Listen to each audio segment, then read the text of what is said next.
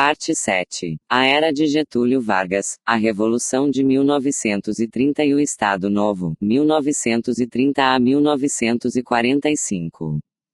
A Era de Getúlio Vargas de 1930 a 1945 deixa a impressão de uma fase de transição que prepara o advento do Brasil contemporâneo.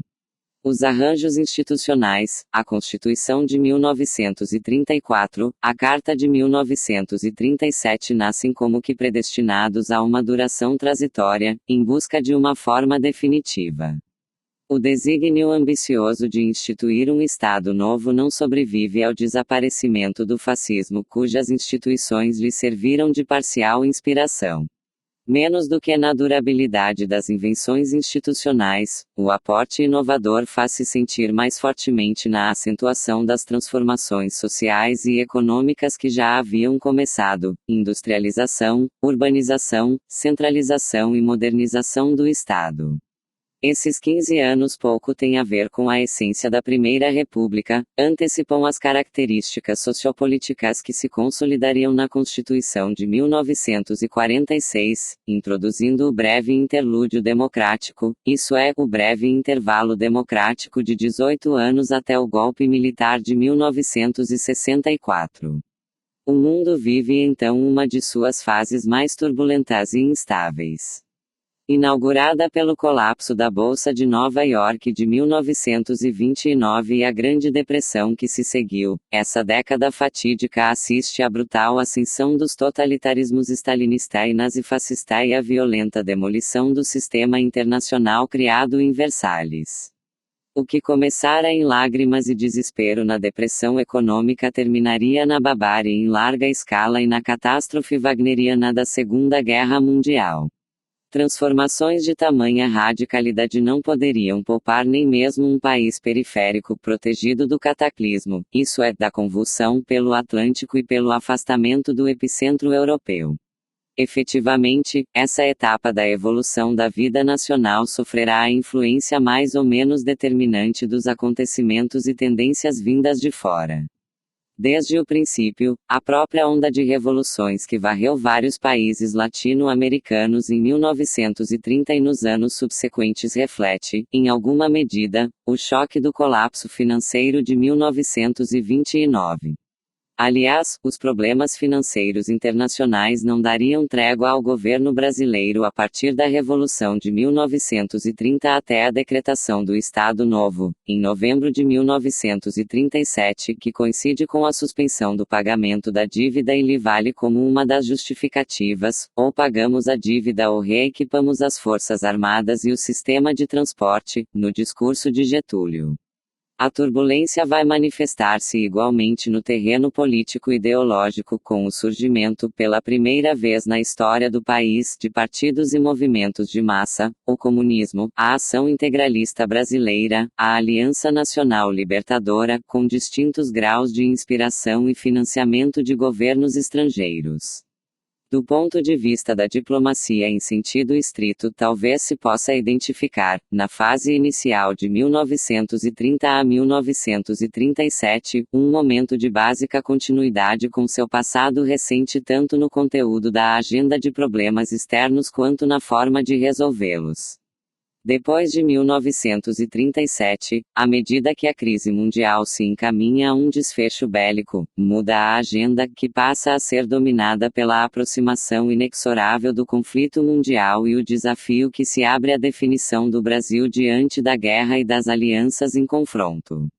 Da mesma forma que sucedera com a proclamação da República, a vitória da Revolução de 1930 não acarretou modificação imediata na origem e nas características gerais dos dirigentes da diplomacia nem nos métodos de ação e fundamentos jurídicos e ideológicos que os orientavam. Entre Otávio Mangabeira, último ministro do Exterior da Primeira República, Afrânio de Melo Franco, primeiro da Nova Era, e seu sucessor, José Carlos de Macedo Soares, é quase impossível discernir diferenças de relevo, salvo as de personalidade. São todos homens vindos do antigo regime, no qual tinham ocupado posições de primeira plana, tendo sido Afrânio, por exemplo, um dos protagonistas centrais da retirada do Brasil da Liga das Nações. Pertenciam à mesma classe social, haviam recebido idêntica formação política e intelectual, ostentavam crenças e valores quase intercambiáveis. Pouco se tinham alterado também as questões da pauta do Itamaraty, na qual sobressaíam como antes, os problemas do relacionamento com os vizinhos ou as implicações para nós dos conflitos entre eles. É assim que os dois grandes temas que absorveriam a atenção principal dos primeiros chanceleres da era Vargas foram ambos choques entre vizinhos cujas raízes mergulhavam na fase anterior. Os problemas sul-americanos, Letícia e Guerra do Chaco. O litígio de Letícia, entre o Peru e a Colômbia, originava-se num tratado de 1922 entre esses países pelo qual o primeiro cederá a cidade amazônica ao segundo, apenas para ser em 1932 arrastado a um conflito armado desencadeado por peruanos inconformados. Após inúmeras peripécias e tentativas de mediação, inclusive de parte da Sociedade das Nações, a divergência seria finalmente solucionada em 1934 pelos esforços de comissão sediada no Rio de Janeiro, na qual desempenhou papel crucial Afrânio Melo Franco, que a essa altura já deixara o Itamaraty.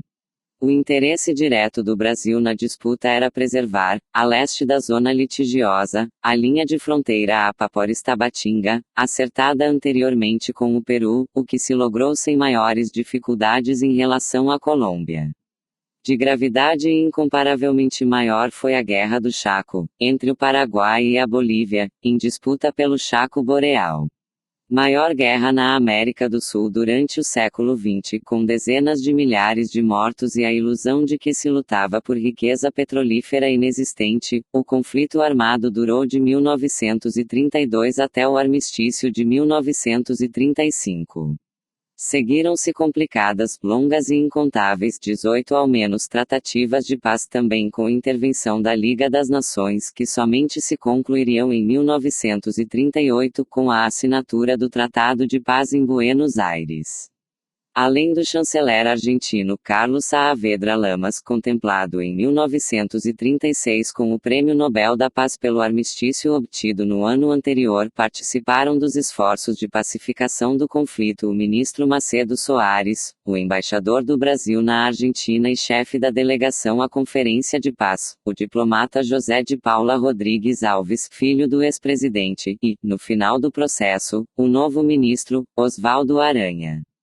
Principal articulador da Revolução de 1930, ministro da Fazenda, 1931 a 1934, embaixador em Washington, 1934 a 1937, ministro das Relações Exteriores, 1938 a 1944, Aranha distinguia-se de seus predecessores por ser realmente um homem dos novos tempos predestinado a tornar-se a figura dominante da diplomacia brasileira na década. Dos sucessores do Barão do Rio Branco e Joaquim Nabuco foi dos raros, talvez o único, que desfrutou de força e influência políticas internas com acesso direto, quase igualitário, ao presidente Getúlio Vargas e, ao mesmo tempo, de facilidade de contato e prestígio pessoal junto aos dirigentes da potência destinada à hegemonia mundial, ao presidente Franklin D. Roosevelt, o secretário de Estado Cordell Hull, o subsecretário de Estado Sumner Welles. Acumulou experiência política nos preparativos da Revolução e adquiriu, como ministro da Fazenda, conhecimento direto das questões financeiras e comerciais de peso preponderante no destino brasileiro nesses anos. Graças ao tempo que passou como embaixador em Washington, na fase brilhante do New Deal Rooseveltiano, participou da atmosfera criativa e exaltante da capital norte-americana. Conviveu com os brilhantes membros do Brain Trust que transformaram os Estados Unidos em laboratório de ideias e instituições inovadoras na luta contra a depressão e na estratégia que permitiria ao país emergir da Segunda Guerra Mundial como a primeira potência global. No clima acanhado e provinciano da política brasileira, destacou-se pelo conhecimento dos problemas internacionais e pela familiaridade com os meios dirigentes norte-americanos. Exceção notável entre os contemporâneos de majoritária tendência fascista anti-direitista, foi o estadista brasileiro de mais firme convicção democrática liberal e pró-ocidental. Essa combinação de atributos deu-lhe instrumentos para estabelecer ligações indispensáveis entre a condução das relações exteriores pela chancelaria e os problemas graves de natureza financeira e comercial que incidiam sobre o destino do Brasil de maneira muito mais decisiva que a pauta rotineira e estreita do Itamaraty. O colapso de 1929 e o Brasil. O impacto da crise financeira externa começara, aliás, a fazer-se sentir mais de um ano antes do crash da Quinta-feira Negra de 29 de outubro de 1929. Os empréstimos que o Instituto do Café de São Paulo levantava na Praça de Nova York para custear a política de valorização passaram a escassear a partir de meados de 1928. No fatídico dia 11 de outubro de 1928, chegou um momento inevitável em que o representante do Instituto na Bolsa de Café de Santos teve de ficar calado na abertura do pregão, abstendo-se de fazer lances. Começou, então, a degringolada de preços que levaria o produto a perder 2/3 do valor entre 1929 e 1932. O café respondia por mais de 70% das receitas brasileiras de exportação, posição que preservaria até os anos 1950. Em decorrência do colapso do comércio mundial, o Brasil sofreria deterioração de 30% nos termos de troca e redução de 40% na capacidade de importar. Enquanto o comércio desabava, as reservas exauriam-se velozmente, atingindo nível crítico 2 meses antes da Revolução de Outubro de 1930. Desapareceriam por completo no ano seguinte, inaugurando pelo resto do decênio alternância de esforços de normalização e recorrentes crises de moratória e acumulação de atrasados comerciais. Tomando o lugar do Estado de São Paulo, o governo federal conduziria em relação ao café política de compra de excedentes parcialmente votados à destruição e financiados em boa parte por déficits orçamentários.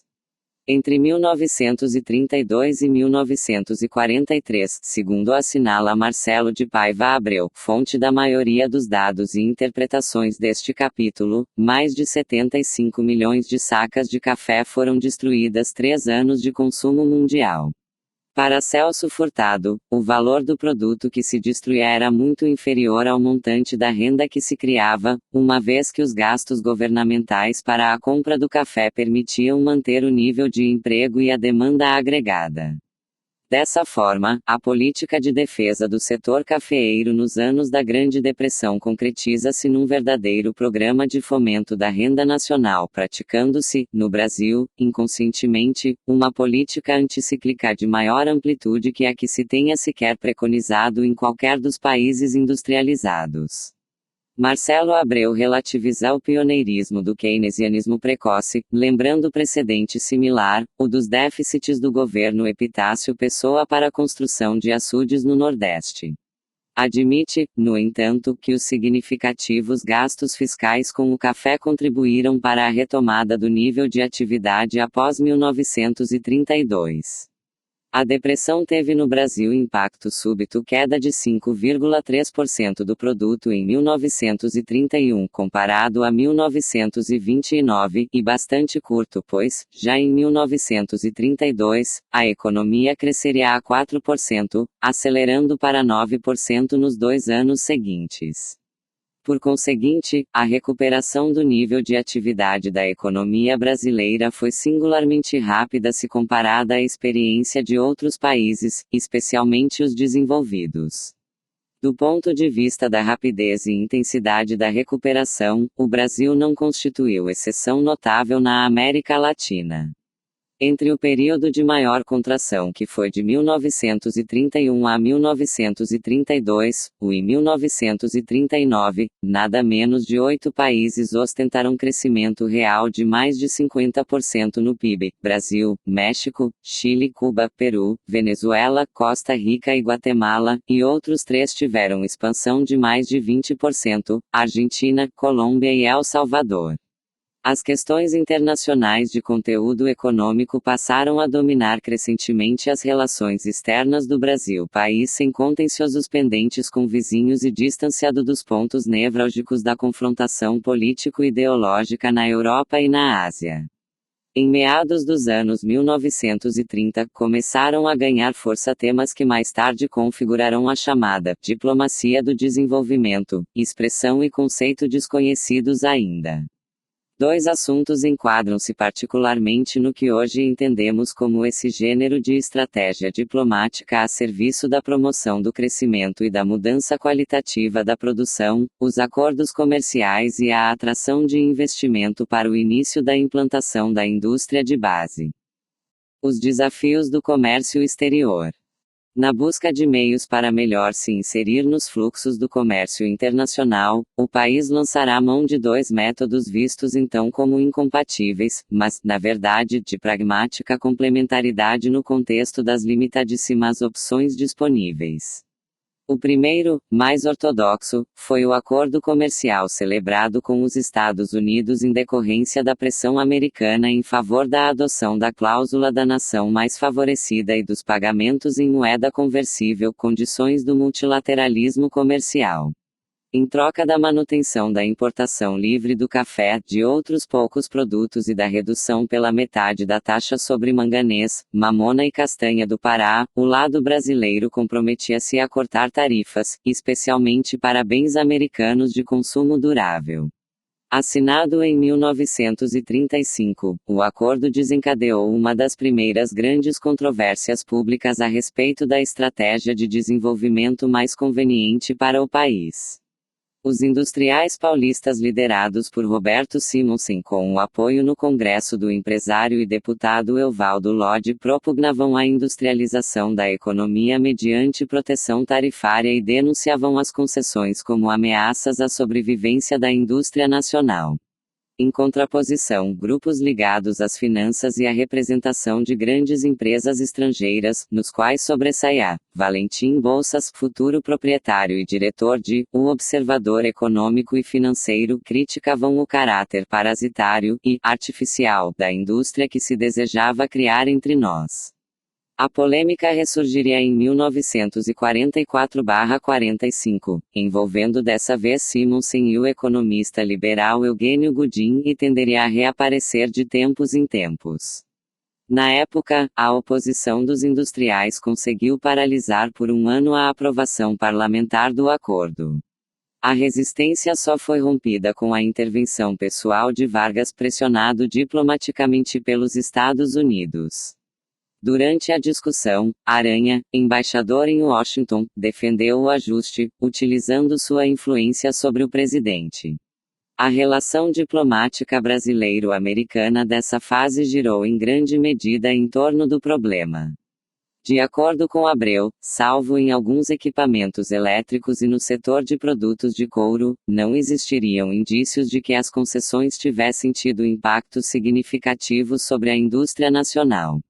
Paralelamente à negociação com o secretário de Estado Cordell Hull, na época o maior paladino do liberalismo comercial, o Brasil acendia outra vela à nêmesis, isso é, a deusa da vingança, da rivalidade do político americano, o Dr. Jaume Archat, ministro da Economia do Terceiro Reich e promotor do tipo oposto de ajustes comerciais. Sofrendo de escassez de divisas, a Alemanha hitlerista recorreu a acordos bilaterais visando ao equilíbrio das trocas e utilizando como moeda marcos de compensação que somente poderiam ser destinados a custear a importação de mercadorias alemãs. Para o Brasil, que firmou um desses acordos em fins de 1934, antes do assinado com os Estados Unidos, o atrativo era poder escoar, graças aos preços mais altos oferecidos pelos alemães, produtos gravosos, isto é, cujo preço excedia as cotações internacionais. Em consequência da crise cafeeira, havia se desenvolvido enormemente em São Paulo a produção alternativa de algodão, favorecida pela pesquisa agrícola conduzida pelo Instituto Agronômico de Campinas. De 1932 a 1939, expandiu-se quase 4 vezes a área plantada de algodão com a produção multiplicada por 6. Nesse período, o país assistiu à maior expansão das exportações em volume de todo o continente e foi o único a diversificar a pauta exportadora. Interessava, assim, encontrar mercados adicionais para o algodão e para outros artigos produzidos em regiões politicamente influentes, sobretudo lã, couros, peles, tabaco e outras mercadorias do Nordeste e do Rio Grande do Sul. Não dispondo de alternativa de mercado para tais mercadorias, o governo brasileiro resistiu, de 1935 a 1938, à intensa pressão americana contra nosso acordo de 1934 com a Alemanha, recorrendo a evasivas, subterfúgios, promessas não cumpridas e, em certos casos, a negação do óbvio. O chamado jogo duplo de Getúlio e a Segunda Guerra Mundial. Alguns intérpretes quiseram ver nessa diplomacia da fraqueza, nossa velha conhecida desde os primórdios da diplomacia lusitana, uma espécie de novidade, o jogo duplo consagrador do maquiavelismo negociador de Getúlio. À luz dos fartos antecedentes brasileiros na matéria, ilustrados, entre outros, no episódio da luta com os ingleses pelo fim do tráfico, não parece necessário ir tão longe, até mesmo porque foram 25 os países a assinar com a Alemanha acordos de compensação, vários deles na América do Sul. Assim, se maquiavelismo houve, tratou-se de comportamento amplamente generalizado. Explicação a meu ver mais simples e persuasiva é a que avança Marcelo Abreu a respeito da relativa moderação da reação dos Estados Unidos tanto às moratórias e atrasados comerciais quanto às prevaricações brasileiras, no comércio dos marcos de compensação, atitude contrastante com a intransigência dos britânicos nas questões relativas à dívida. PS Prevaricação significa falta ao cumprimento do dever. Confrontados com a mal disfarçada animosidade argentina, a frieza chilena e os constantes atritos com o México de Lázaro Cárdenas e da nacionalização do petróleo, os norte-americanos praticaram com o Brasil uma diplomacia de paciência estratégica e de restabelecimento da parceria não escrita herdada de Rio Branco. À medida que a guerra mundial aparecia como inevitabilidade próxima, crescia em Washington a consciência de não existir no hemisfério aposta estratégica mais segura que a da Aliança Brasileira. Para o Brasil, por outro lado, valia a pena explorar a alternativa alemã, enquanto disponível, uma vez que o outro grande parceiro europeu do passado, o Reino Unido, perdia terreno no comércio e se apagava gradualmente como fonte de financiamentos.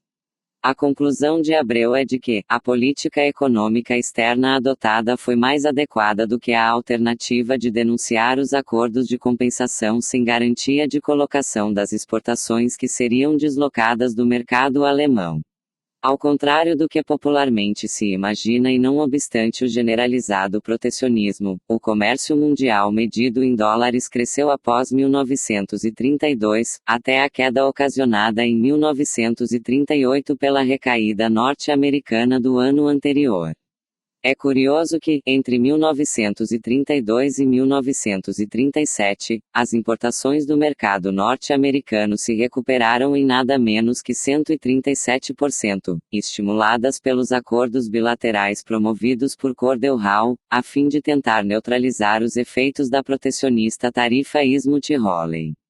Excluída a Argentina, muito prejudicada pelas preferências imperiais britânicas, e o México, o volume das exportações latino-americanas aumentou nesses anos em 53%, com média anual de 6,3%. O Brasil esteve acima da média, pois suas exportações cresceram em volume a taxa média anual de 10,2%, e as importações, a 9,4%, com perda líquida de 5,6% nos termos de intercâmbio. Segundo a mesma fonte, a receita das exportações brasileiras em dólares pode ter permanecido fraca, mas o crescimento em volume e em termos de moeda nacional foi impressionante. A Alemanha nazista contribuiu muito para a mudança da geografia do comércio latino-americano. Na véspera da guerra, em 1938, o mercado alemão representava 10,3% das exportações do continente e supria 17,1% das importações dos países da região, comparados a 7,7% e 10,9%, respectivamente, em 1930. As cifras para o Brasil são parecidas, aumento de 8,1% a 19,1% nas vendas para a Alemanha, 1933 a 1939, e de 12% para 20% nas importações corrigidas às distorções da moeda de compensação. Em cotejo, as exportações nacionais para o mercado americano contraíram-se em mais de 10 pontos percentuais, de 46,7% para 34,3%, ao passo que as importações oriundas dos Estados Unidos ficaram entre 21% e 24% do total, sendo o preço do deslocamento pago sobretudo pelo Reino Unido. A recaída americana de 1937 afetou fortemente a economia brasileira, cuja expansão despenca de 12% no ano precedente para 4% em 1937 e 1938, arrastando-se em seguida de 1939 até 1942 a média de 0,9% ao ano. Bulmer Thomas observa que, em contraste com os efeitos dos acordos de compensação, os tratados promovidos por Cordell Hull não foram capazes de produzir ganhos na participação latino-americana no mercado dos Estados Unidos, apesar de terem concorrido para aumento no valor absoluto das trocas, aumento interrompido pela recaída de 1937. O comentário reforça obviamente a conclusão de Abreu em defesa da resistência brasileira em renunciar aos ajustes com a Alemanha. Em oposição ao relativo desinteresse da historiografia pela diplomacia da Primeira República pós-Rio Branco, os anos de Vargas sempre fascinaram os estudiosos que rivalizaram na invenção de fórmulas de impacto para captar a essência da política externa brasileira desse tempo: jogo duplo, diplomacia pendular, equidistância pragmática.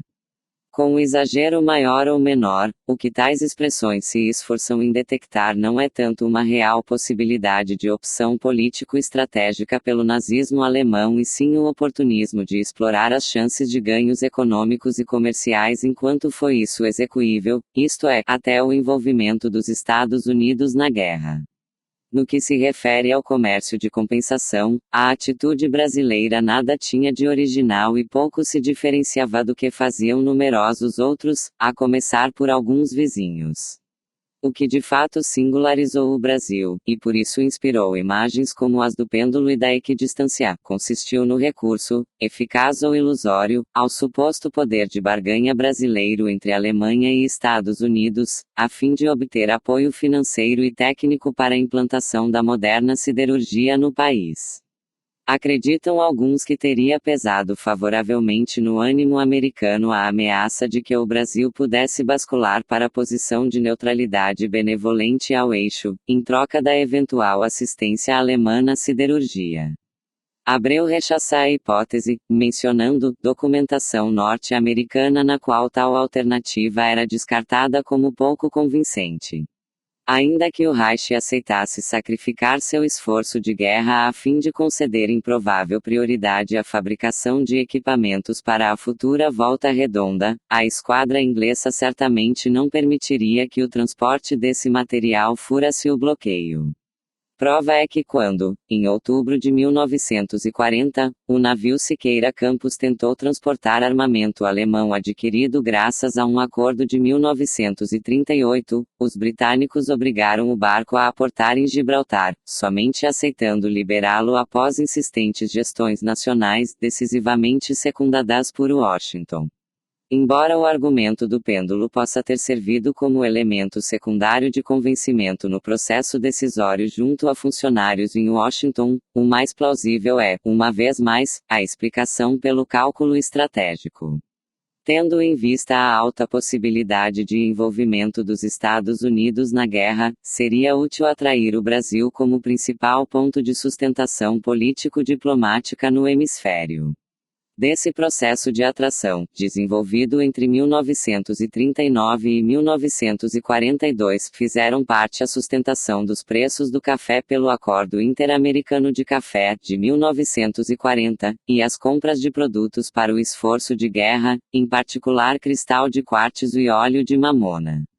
Sobressai no esforço de engajamento do Brasil o financiamento de 20 milhões de dólares para a implantação da siderurgia. O projeto havia sido elaborado pela United States Steel que, depois de muita hesitação, decidiu não o assumir como empreendimento próprio. Marcelo Abreu vê certa ironia no fato de que a Companhia Siderúrgica Nacional, que se tornaria emblemática da ação do Estado com a usina de Volta Redonda, tenha se tornado sociedade de economia mista como resposta ao desinteresse do capital estrangeiro. Inclui-se no mesmo pacote a concessão de empréstimo para a modernização da ferrovia Vitória-Minas e a constituição de outra sociedade de economia mista, a Companhia Vale do Rio Doce. O fascínio pelo exemplo nazifascista e o advento do Estado Novo. Tudo isso se passava enquanto se acelerava a marcha que conduziria à agressão contra a Polônia e ao desencadeamento da primeira fase, antes da intervenção dos Estados Unidos, da Segunda Guerra Mundial, percorrendo as etapas da anexação da Áustria, do Acordo de Munique, da incorporação do território dos Súdetos e da absorção da Tecoslováquia. As possibilidades de equidistância para a política externa brasileira, tanto em questões práticas de natureza comercial ou de investimento, quanto em termos de alinhamento político estratégico, logo desapareceriam com a entrada norte-americana na guerra. Se não no rigor totalitário e na organização unipartidária das massas, o Estado Novo exibia no caráter antidemocrático e na brutalidade repressiva afinidades evidentes com os regimes similares que se espalhavam pelo mundo sob a forma do fascismo puro ou de variantes como o salazarismo, do qual copiou o nome, Estado Novo, o franquismo, o corporativismo. A Carta de 1937 fora inteiramente redigida por Francisco Campos, a quem se deve esta pérola. Abre aspas. Quem quiser saber qual o processo pelo qual se formam efetivamente hoje em dia as decisões políticas, contemple a massa alemã, medusada sob a ação carismática do Furã. Fecha aspas. Ainda que faltasse genuína convicção doutrinária, sobrava oportunismo a Vargas e seus séquazes. Ofuscado com a fulminante ofensiva alemã começada em maio de 1940 e com o colapso da França, o ditador não se pejou, isso é, não hesitou, de proferir no encouraçado Minas Gerais 3 dias antes da ocupação de Paris, o discurso sobre o limiar de uma nova era, em 11 de junho de 1940. No melhor estilo mussoliniano, afirmava. Abre aspas. Os povos vigorosos, aptos à vida, necessitam seguir o rumo de suas aspirações, em vez de se deterem na contemplação do que se desmorona e tomba em ruína. Fecha aspas. O discurso causou consternação nos países ocidentais e nos majoritários círculos brasileiros favoráveis às democracias. Evidentemente, Aranha não tivera nenhuma informação prévia. Nesse mesmo dia, escrevera a Vargas carta na qual evocava o argumento de Rui Barbosa na época da Primeira Guerra: a neutralidade não era admissível entre os que destroem a lei e os que a observam. Sua primeira reação foi demitir-se. Resignou-se, contudo, a permanecer no cargo, isso é, acatou, conformou-se, contudo, a permanecer no cargo, a fim de não fortalecer o campo dos fascistizantes. Com a intenção de acalmar os temores despertados nos Estados Unidos, o governo varguista emitiu poucos dias depois comunicado no qual confirmava a política brasileira de inteira solidariedade americana na defesa do continente contra qualquer ataque de fora. Passados 15 dias, nova guinada do pêndulo, Getúlio dirigia-se à Federação dos Marítimos para justificar o discurso anterior: não volto atrás, não me retrato de nenhum dos conceitos emitidos.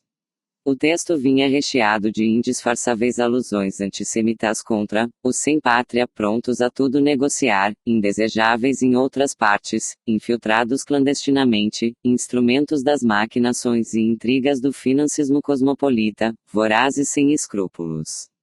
Numa indireta resposta à carta do chanceler, afirmava que não serviam à pátria nem ao seu dever, os que pretendem lançá-la à fogueira dos conflitos internacionais.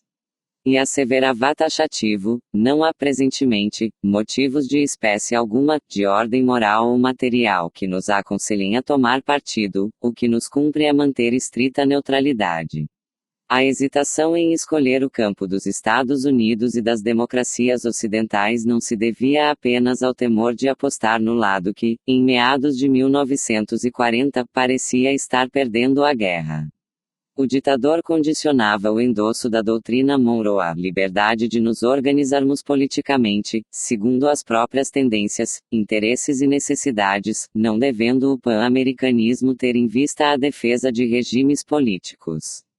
Talvez não se preocupasse tanto se soubesse que, já em 1938, num memorando do Departamento do Tesouro americano constatava-se: o Brasil é uma ditadura mais aceitável do que outras. Melhor do que seu chanceler, Vargas percebia a incompatibilidade no longo prazo entre seu interesse personalista de controlar o poder por meios antidemocráticos, se necessário, e a ideologia oficial das nações aliadas contra o eixo. Do ponto de vista do combate aos inimigos internos, aos comunistas, por exemplo, que se haviam levantado em 1935, não existia nenhuma equidistância e sim franca preferência pela imitação dos métodos mais expeditivos do nazismo alemão. PS, expeditivo, que é o mesmo que expedito, significa que desempenha tarefas ou resolve problemas com rapidez, presteza, diligente, ativo.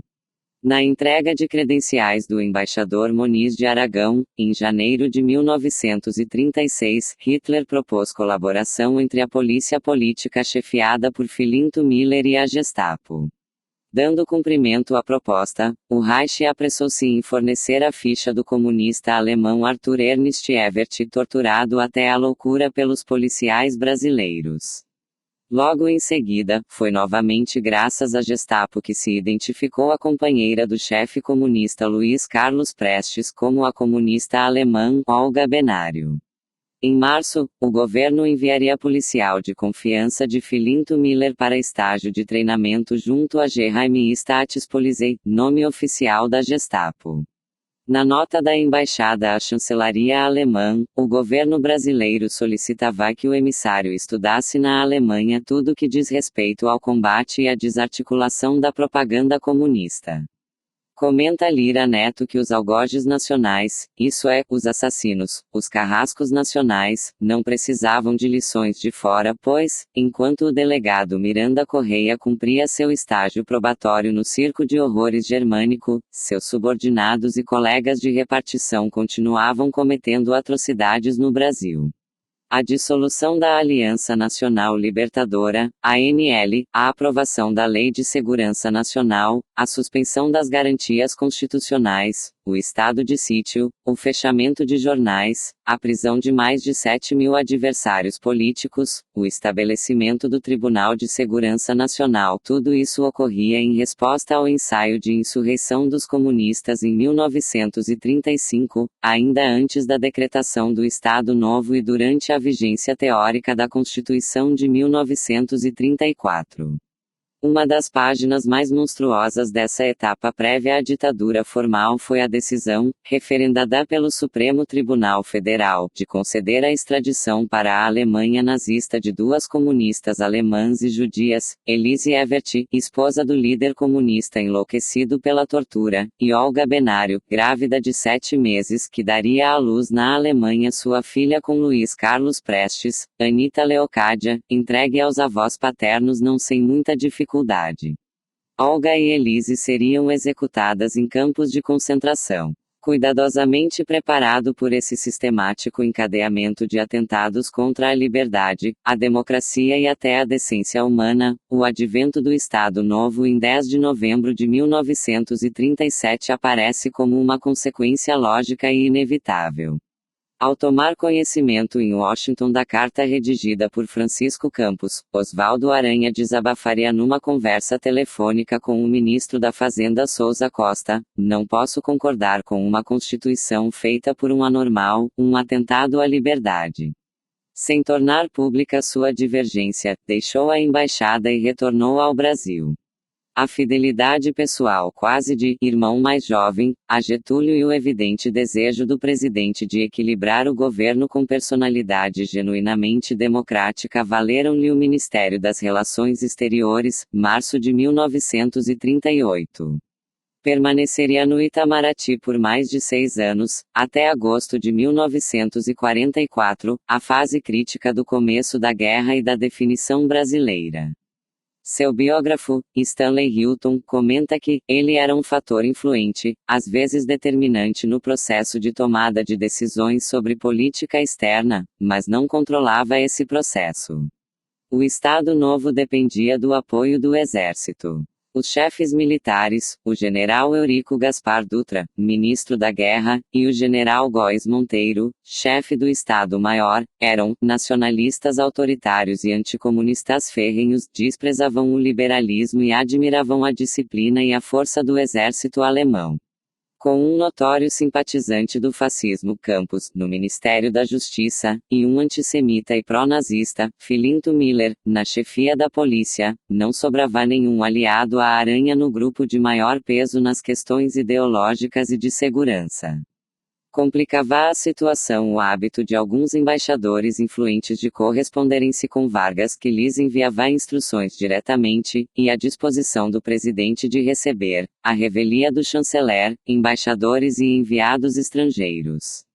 Nessas condições, era pouco provável que o ditador cedesse o controle sobre a política externa, especialmente em uma época em que os acontecimentos no exterior ameaçavam afetar como nunca os destinos do país. Aproximado às vezes do Barão do Rio Branco pelo empenho em aliar o Brasil aos Estados Unidos, Aranha enfrentou, na verdade, dificuldades incomparavelmente maiores. Jamais dispôs da liberdade de ação quase absoluta de que gozou o Barão durante a melhor parte de sua gestão. Ao contrário, sua margem de manobra foi sempre estreita e sujeita a contestações e obstáculos. Seu mérito inestimável esteve na força de caráter e na perseverança com que negociou e prevaleceu em disputas sobre temas cruciais que se estenderam da oposição à tentativa da polícia de deportar judeus ingressados clandestinamente no Brasil às questões do rompimento com o eixo e da declaração de guerra. O espírito do Estado Novo, não obstante sua política social e trabalhista, era fascista, antidemocrático, antiliberal, anti-humanista. O controle de ingresso de imigrantes inspirava-se em doutrinas racistas de suposta eugenia com o objetivo de melhorar a raça. Quase todos os desesperados refugiados que buscavam escapar do extermínio em preparação na Europa, os judeus em particular, tombavam nas categorias de indesejáveis, aos quais se proibia a concessão de visto. Mesmo sob a direção de Aranha, o Itamaraty não destoou do lamentável comportamento de indiferença e falta de solidariedade que foi, na época, a triste regra na maioria dos países capazes de oferecerem um abrigo de salvação aos perseguidos e infelizes. Notável exceção correspondeu ao embaixador brasileiro na França por mais de 20 anos, Luiz Martins de Souza Dantas, que pessoalmente salvou centenas de judeus e pessoas de outras categorias perseguidas, aos quais facilitou o ingresso no Brasil, em desobediência às injustas normas vigentes. Caiu em desgraça junto ao governo, foi repreendido e submetido a inquérito por indisciplina e insubordinação. Nos anais da burocracia diplomática, isso é, nos registros da burocracia diplomática, deixou um raríssimo exemplo de coragem moral, de servidor que preza a decência e a compaixão acima de leis iníquas, isso é, acima de leis injustas, e do interesse da carreira. Graças em especial à obra de divulgação realizada por Fábio Koifman na biografia Quixote nas Trevas, o embaixador Souza Dantas e os refugiados do nazismo, o diplomata obteve do Museu do Holocausto, Yad Vashem, em Jerusalém, o reconhecimento póstumo como um justo entre as nações, em 2003, quase meio século após a morte. Em parte devido a ações destemidas como as de Sousa Dantas, o Brasil acolheu entre 1938 e 1941 contra o desejo do ditador e de seus esbirros, isso é, e de seus agentes de polícia, cerca de 9.000 judeus, cifra ainda assim inferior à da Argentina e menos de 1/10 do contingente recebido pelos Estados Unidos. Sousa Dantas encarna o que de melhor sabia produzir o sistema de recrutamento de diplomatas e altos funcionários, antes do começo da implantação dos rudimentos de uma seleção na base do mérito. Desde os tempos da monarquia, passando pelo início da República e a longa gestão de Rio Branco, os futuros diplomatas provinham quase sempre de famílias politicamente bem relacionadas e dotadas de acesso aos homens de poder. O futuro embaixador em Paris era neto do senador Dantas, Manuel Pinto de Sousa Dantas, presidente do Conselho de Ministros, 1884, e sobrinho de Rodolfo Sousa Dantas, fundador de O Jornal do Brasil, amigo íntimo do Barão e de Nabuco. Homens da mesma extração, um pouco mais novos, foram Ciro de Freitas Vale, filho do senador paulista Freitas Vale, dono da Vila Quirial, chácara na Vila Mariana, em São Paulo, onde se reuniam os poetas e artistas simbolistas, primo irmão de Oswaldo Aranha, Maurício Nabuco, filho de Joaquim Nabuco, Moniz de Aragão, filho da sobrinha de Caxias e paixão da mocidade do Barão do Rio Branco, secretário particular do Barão. Também por métodos similares de apadrinhamento político, inspirado às vezes no talento literário, entrariam para a carreira diplomática personalidades como Gilberto Amado, os poetas Ribeiro Couto e Raul Bopp. Este último, anos depois de haver escrito Cobra Norato, um dos épicos do modernismo, comiserava-se, isso é, inspirava compaixão, em versos de um cônsul do filho pequeno, obrigado a mudar de escolas e países o tempo todo, que implorava com um abraço carinhoso: pai, conta mais uma vez como era mesmo o Brasil.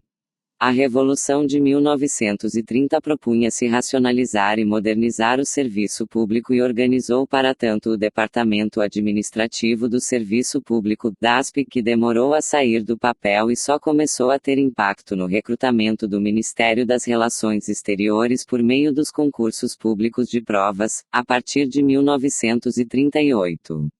Antes disso, houve alguns concursos como o de 1934, ano da entrada do médico da Polícia Militar de Minas Gerais, João Guimarães Rosa. Na gestão de Oswaldo Aranha, a modernização do aparelho diplomático deu um passo decisivo ao completar a tendência iniciada anos antes para a unificação das carreiras consular e diplomática num quadro único. Punha-se fim à interminável permanência na Europa e, às vezes, no mesmo posto, Roma, Paris, Londres, de diplomatas do antigo regime, gente como Magalhães de Azeredo, com 33 anos no exterior, Sousa Dantas, 23, Oscar de Tefé, 21, algo inconcebível nos dias de hoje. Introduziu-se a obrigação da rotatividade do estágio obrigatório periódico na Secretaria de Estado. Data da reforma da unificação e da introdução sistemática do recrutamento por concurso à formação da geração das Piana, do Itamaraty, diplomatas como Roberto Campos, Edmundo Barbosa da Silva, Sérgio Correa da Costa, Antônio Correa do Lago, os futuros chanceleres Mário Gibson Barbosa, Araújo Castro, Ramiro Guerreiro, Azeredo da Silveira. PS, geração das Piana se refere ao DASP, o Departamento Administrativo do Serviço Público. Pertence também à geração das Piana, Vinícius de Moraes, ingressado em 1943. Já a entrada de João Cabral de Melo Neto ocorre um pouco depois, no momento da criação, no final do Estado Novo, do Instituto Rio Branco, no contexto das celebrações do centenário do nascimento do Barão, abril de 1945. Desde então, todos os funcionários diplomáticos passariam a ser recrutados pelo mérito, completando-se a profissionalização do Ministério das Relações Exteriores, um dos poucos setores da administração pública brasileira nessa situação. Apesar dos serviços excepcionais de Oswaldo Aranha na direção das relações exteriores, Getúlio tinha com ele relação ambígua. Sabia da lealdade do antigo colaborador, apreciava o que lhe aportava de apoio em termos da confiança dos Estados Unidos e de setores internos pró-ocidentais. Ao mesmo tempo, sentia ciúmes do brilho e da popularidade de alguém que poderia eventualmente aparecer à opinião pública e ao estrangeiro como o líder mais desejável e apresentável para um Brasil em vias de redemocratização. Assim, ora prestigiava o chanceler no processo de negociação interno ao governo, ora o humilhava com episódios como os discursos em favor do eixo, a exclusão no encontro com Roosevelt em Natal, em 1943, ou a pressão para obrigá-lo a desistir de viajar a Washington a convite do secretário de Estado. Ao aproximar-se o final da guerra e a inevitabilidade da sucessão no Brasil, em meados de 1944, armou uma série de incidentes policiais de hostilidade à Aranha, forçando sua renúncia. De acordo com o biógrafo de Getúlio, Lira Neto, o principal arquiteto do alinhamento brasileiro com os Estados Unidos fora expelido do governo por desconcertante coincidência, no exato momento em que a FEB mandava os primeiros contingentes para lutar na Europa ao lado dos norte-americanos. Oswaldo, em tal circunstância, perdia a chance de se autorizar como o nome ideal para conduzir a transição democrática, como muitos haviam imaginado, sobretudo o Departamento de Estado, em Washington. O terreno ficava livre para Getúlio assumir, sozinho, e por conta própria, a condução do processo de abertura. Sem esquecer, portanto, que a última palavra nas questões de estratégia internacional nunca deixou de pertencer ao ditador, não seria exagerado afirmar que a história do Brasil poderia ter sido outra caso este homem de ação não estivesse à frente da chancelaria nas horas cruciais de tomada de posição entre as duas grandes coalizões de forças, no final dos anos 1930. Os acontecimentos facilitaram-lhe a tarefa sem eliminar as resistências. O ataque a Pearl Harbor transformou de um momento a outro a situação. O México, a Colômbia e a Venezuela romperam relações com o eixo, ao passo que Cuba, República Dominicana, Haiti, Panamá e os 5 países da América Central lhe declaravam guerra. Aranha obteve a anuência de Vargas para oferecer o Rio de Janeiro como sede da reunião de consulta dos chanceleres do hemisfério que se convocou após o ataque. A sede garantia-lhe, como desejavam os americanos, a presidência dos trabalhos. A terceira reunião de consultas abriu-se no Palácio Tiradentes em 15 de janeiro de 1942 com o objetivo principal de alcançar a solidariedade continental aos Estados Unidos mediante o rompimento de relações com as potências do eixo. A dificuldade maior proveio da Argentina, acompanhada pelo Chile. De inclinação pró-Grã-Bretanha, o fugaz Roberto Ortiz, 1938 a 1940, primeiro se viu em 8 anos a ocupar a presidência na década chamada pelos argentinos de infame que duraria até 1943, ensaiara convencer os vizinhos a abandonarem a neutralidade tropeçando então na oposição de Vargas, à época simpatizante do eixo. Com a subida do governo de Ramon Castilho, 1940 a 1943, e o aumento do poder dos oficiais ultranacionalistas e direitistas, o panorama invertera-se. Agora era Buenos Aires que recusava obstinadamente renunciar a uma neutralidade, em certos momentos, benevolente, em relação ao nazifascismo. A fim de não sacrificar a unanimidade, a reunião de consulta teve de resignar-se a uma resolução que recomendava, sem impor, a ruptura das relações, decisão imediatamente tomada pelo Brasil, em 28 de janeiro de 1942 Peru, Equador, Paraguai, Bolívia e Uruguai. No dia seguinte, o chanceler brasileiro dava nova demonstração de sua capacidade mediadora ao obter acordo que punha fim à breve guerra travada no ano anterior entre o Peru e o Equador em torno de seus limites na região amazônica. O Protocolo do Rio de Janeiro, do qual se ofereciam como garantes o Brasil, os Estados Unidos, a Argentina e o Chile, deveria ser seguido pela demarcação da fronteira definitiva. Dificuldades para sua execução alimentariam choques e desinteligências por mais de meio século. O Chile esperaria um ano para romper relações com o eixo, janeiro de 1943, deixando a Argentina o duvidoso privilégio de ser a última a fazê-lo em janeiro de 1944, quando ninguém mais duvidava da derrota da Alemanha e da proximidade do fim da guerra. Aranha empenhou-se com sinceridade em eliminar essas duas exclusivas exceções em todo o continente. Objetivamente falando, no entanto, a singularidade argentina oferecia a oportunidade única de valorizar a posição do Brasil aos olhos de Washington e obter por esse meio, a colaboração econômica e militar capaz de assegurar ao país a preponderância na América do Sul.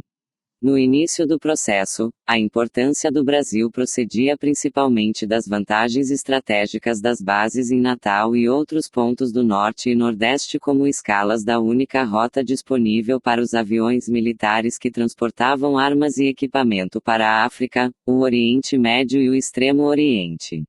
Vinha, em seguida, em ordem de importância, o fornecimento de produtos e materiais estratégicos para o esforço de guerra, com destaque para a borracha, mas incluindo ampla gama de artigos.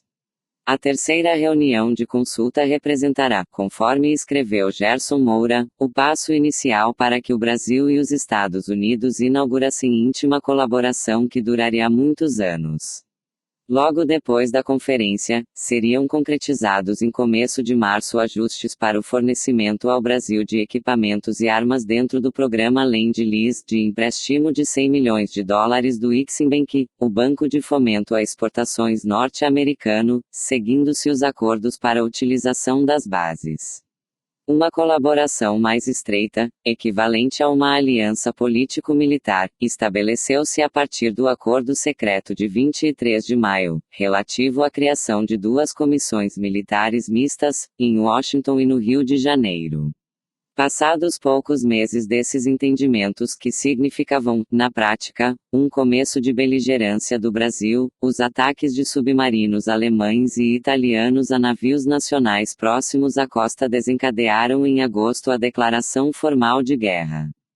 Dutra e Góes Monteiro, que se haviam oposto à ruptura com o eixo e à entrada na guerra, em razão da fraqueza militar brasileira, passaram a exigir a aceleração da entrega dos armamentos prometidos, retardados pela capacidade limitada da incipiente indústria militar americana. Em novembro, o desembarque aliado na África do Norte despertou no Brasil o temor de que, em breve, minguaria a importância estratégica do saliente do Nordeste e, por consequência, do nosso poder de barganha. Crescia naquele momento em meios políticos e militares brasileiros o alarme com as tendências agressivas do grupo de oficiais ultranacionalistas que não demoraria a dominar a cena política na Argentina. Tornava-se urgente assegurar o prosseguimento da assistência americana à modernização e ao reforço das Forças Armadas do Brasil, objetivo que inspirou ao governo do Rio de Janeiro a pretensão de participar do esforço aliado com tropas combatentes. No encontro que Vargas manteve em Natal com Roosevelt de retorno da Conferência de Casablanca, em fins de janeiro de 1943, o presidente americano insistiu, antes do envio de tropas, em que o Brasil aderisse à Declaração das Nações Unidas de janeiro de 1942, manifesto de endosso à Carta do Atlântico que definia os princípios e objetivos dos países aliados. Embora assinada a princípio por 26 membros, as três potências principais e todos os que haviam declarado guerra ao eixo, inclusive os latino-americanos. A proeminente participação soviética impedira a adesão do Brasil. Instado pelos americanos, o país assinaria a declaração em abril de 1943, tornando-se o 31º membro, depois do México, que foi o 27º. Cedendo à insistência do Rio de Janeiro, aprovava-se em agosto de 1943, um ano após o ingresso do Brasil na guerra, a formação de uma Força Expedicionária Brasileira, FEB. O plano inicial previa que ela seria constituída por 3 divisões de exército e uma unidade aérea que receberiam intenso treinamento de 4 a 8 meses. No final, organizou-se apenas uma divisão de 25 mil homens, cujo primeiro contingente partiria somente em julho de 1944 para a Itália, onde se incorporou ao 5º Exército Norte-Americano, sob o comando do general Mark Clark. Em condições penosas, a FEB participou de batalhas difíceis e recebeu nos dias de conclusão do conflito a rendição da 148ª Divisão da Wehrmacht. Resultados da aliança e da guerra. Graças ao programa Lend-Lease, o valor dos equipamentos e armas fornecidos ao Brasil ultrapassou 330 milhões de dólares, o quinto maior beneficiário depois do Reino Unido, da União Soviética, da China e da França. Ao final da guerra, o exército saltará de 80 mil para mais de 200 mil homens, a Marinha adquirirá navios mais modernos com aumento de 20% no contingente, e a Força Aérea contava com 500 aeronaves, tornando-se a maior da América do Sul. O país emergia do conflito com a principal força armada da América Latina e a única que ganhara experiência moderna de combate. Devido às limitações das importações em tempo de guerra, acumularam-se expressivos saldos comerciais e acréscimo de reservas que passaram de 84 milhões de dólares, em 1940 para 270 milhões, em 1942, e o pico de 680 milhões, em 1945. Superando a fase de baixo crescimento de 1939 a 1942, a economia expandiu-se à taxa média de 8% ao ano de 1943 a 1944, com o produto industrial com crescimento de 12%, e desacelerou para 3,3% em 1945. O nível mais confortável das reservas tornou possível a celebração de acordo definitivo sobre a dívida, substituindo o ajuste parcial de 1940. Concluídas em 1943, as negociações cobriram um montante total de 220 milhões de dólares e permitiram redução de cerca de 50%. Assim, 3 anos depois da definição brasileira e da declaração de guerra, o Brasil aparecia com economia fortalecida, expansão de reservas e das exportações, dívida externa equacionada, indústria dinamizada e siderurgia pesada em vias de implantação. O prestígio do país atingia seu ponto mais elevado em muitas décadas, havia sido o único latino-americano a participar ativamente do conflito, dele saíra militar e diplomaticamente engrandecido e parecia bem situado para desempenhar papel mais relevante na reconstrução do sistema político e econômico internacional do após-guerra. Seria necessário recuar muito no tempo, até a época de Rio Branco, para encontrar outro período no qual a diplomacia foi capaz de produzir resultados tão brilhantes e tangíveis. Aliás, os analistas brasileiros são praticamente unânimes em julgar que as opções feitas pelo governo nessa quadra desafiadora das relações internacionais foram acertadas, variando apenas as interpretações sobre suas motivações. Tal unanimidade virtual estende-se aos estudiosos dos países vizinhos. Interpretações da aliança realistas ou exageradas. Na Argentina, registrou-se até certo exagero na atribuição ao apoio norte-americano e à aliança político-militar de quase todos os êxitos brasileiros de industrialização e de aumento de poder. Ao contrastar favoravelmente os efeitos reais ou imaginários da diplomacia do Brasil na guerra com o isolamento e ostracismo do seu país, alguns escritores e políticos argentinos chegaram a propor uma imitação tardia por Buenos Aires do que julgaram haver sido a estratégia brasileira.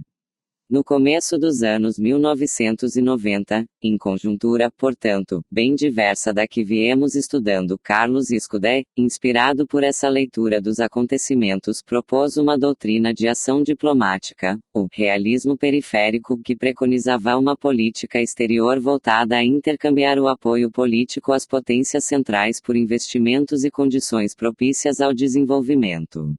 A mesma visão prestou-se, durante a presidência de Carlos Menem, a uma tentativa de alinhamento com a política de Bush Sênior mediante o envio de navios para participar da Guerra do Golfo. Recorde-se, a propósito, a infeliz frase do chanceler Guido de Tella de que a Argentina deveria buscar relações carnais com os Estados Unidos.